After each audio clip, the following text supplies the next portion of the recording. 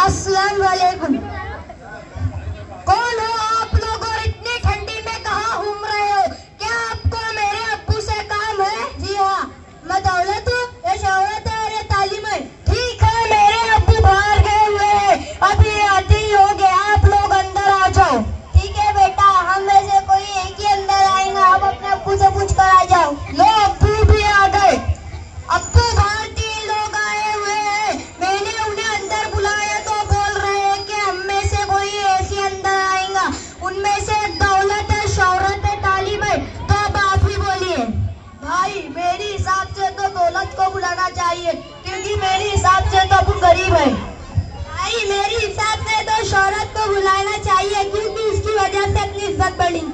मेरी मानो तो हमें तालीम को बुलाना चाहिए, ना दौलत को ना शौहरत को, क्योंकि तालीम के बगैर सब अधूरा है। सही कहा बेटा आपने, क्योंकि हमें तालीम की ज्यादा जरूरत है। आप जाओ और तालीम को बुला के